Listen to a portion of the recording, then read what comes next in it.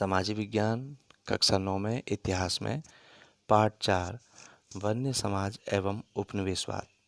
यहाँ पर क्वेश्चन 3 और 4 किया जाएगा। इसमें देखिए जो तीसरा क्वेश्चन है, इसमें कहा गया है कि जब 1880 से 1920 के बीच भारत में जब वनों को काटा जा रहा था, तो उस समय जो वनों का जो क्षेत्र था उसमें 97 लाख हेक्टेयर की गिरावट आई। इस 97 लाख हेक्टेयर की गिरावट जो आई थी, इससे पहले के 10.86 करोड़ हेक्टेयर से घटकर यह क्षेत्र 9.89 करोड़ हेक्टेयर रह गया, यानी 10 से 9 में पहुंच गया। तो इस गिरावट में निम्नलिखित कारकों की भूमिका बताइए। मतलब ये जो गिरावट आई वनों में, वन के जो हेक्टेयर में जो कमी बता रखी है, ये इसमें जो ये कारक दिए हैं जैसे रेलवे, जहाज निर्माण, कृषि विस्तार, व्यावसायिक खेती, चाय कॉफ़ी के बागान, आदिवासी किसान, तो ये इन लोगों ने इनसे इनसे कैसे गिरावट आई, इसमें इनकी क्या भूमिका रही, हमने इसके बारे में बताना है। तो देखिए जो रेलवे है, रेलवे के बारे में देखिए, रेल का जब विकास भारत में हो रहा था तो अंग्रेज इसके विकास में काफ़ी मन से लगे हुए थे, क्योंकि उनको इसमें अपना लाभ दिख रहा था और वो भारत से अधिक शोषण करके अपने देश को विकसित कर रहे थे। वो यहाँ से लकड़ियों को काटकर जो कमाई होती थी उसे भी अपने देश में भेजते थे और वहाँ अपने देश के लिए यहाँ से लकड़ियाँ भी भेजा करते थे। रेलवे के विकास में जंगलों को बेतहा काटा गया, क्योंकि रेल की विकास में रेल की जो पटरियाँ हैं उनमें स्लीपर लगते हैं, तो उस समय वो स्लीपर लकड़ी के लगते थे। ये स्लीपर पत्थरों के लगते हैं। ये जो स्लीपर होते थे, ये रेल की जो पटरी है उसमें पटरी के नीचे कुछ थोड़ी थोड़ी दूरी में ये अच्छी मजबूत लकड़ी के होने चाहिए थे, वो लगाए जाते थे। तो ऐसे पूरी रेल लाइनों में लाखों के हिसाब से ये स्लीपर लगाए गए। ऐसी रेल के डिब्बे लकड़ियों के अच्छी लकड़ी से ही बनाए जा रहे थे। और ये विकास जो जंगल काटने से जो बेतहा हो रहा था, इसमें सिर्फ रेल के लिए ही 1850 के दशक में मद्रास में प्रति वर्ष इसमें 35,000 वृक्ष काटे गए।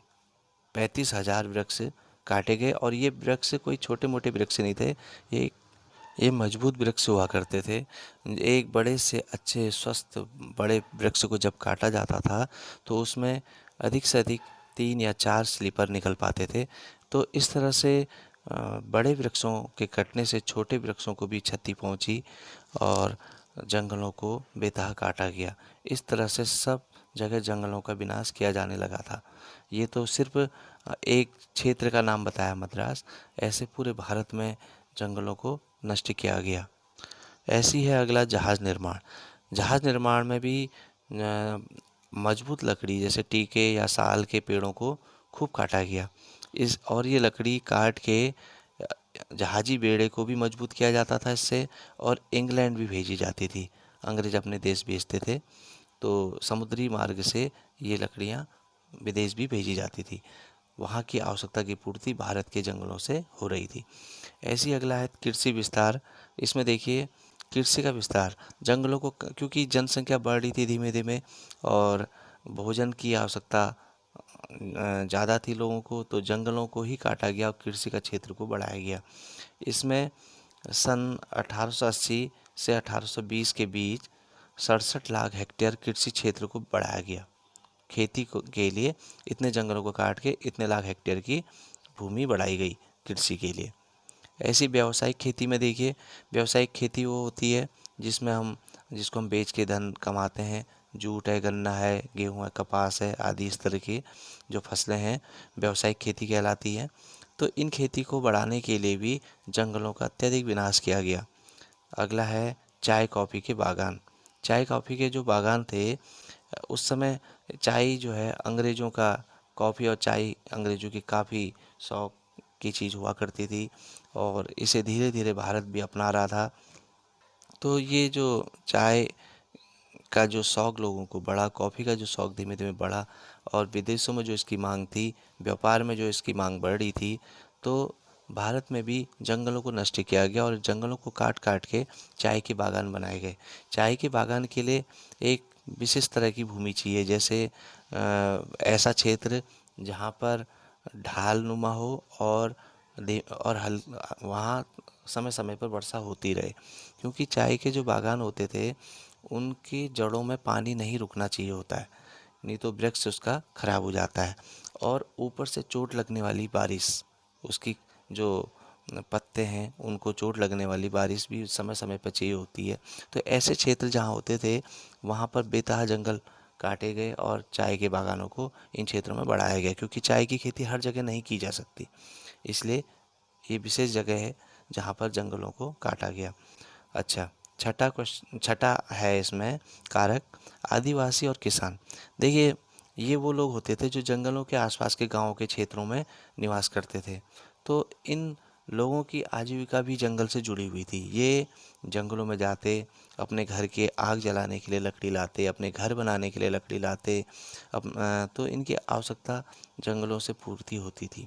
और जो आदिवासी हैं ये या किसान परिवार जो हैं, ये लकड़ी तक ही सीमित नहीं थे, ये जड़ी बूटियां भी लाते थे। इनके जानवर इन जंगलों में चरते थे।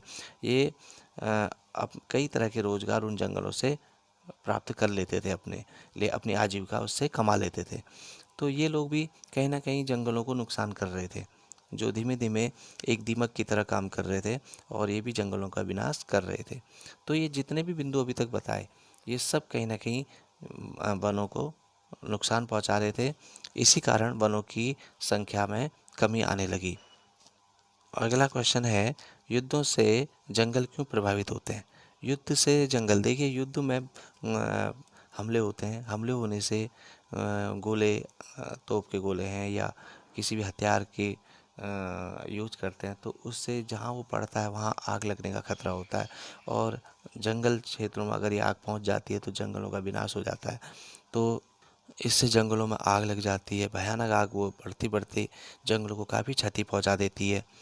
कभी कभी क्या होता है कि जो राष्ट्र जीतता है तो वो जीतने के बाद वहाँ उस हारे हुए राष्ट्र में खूब लूटमार करता है, वहाँ के जंगलों को भी नष्ट करके वहाँ की लकड़ी को अपने उपयोग के लिए अपने देश को ले जाता है और उसका खूब व्यापार कर लेता है।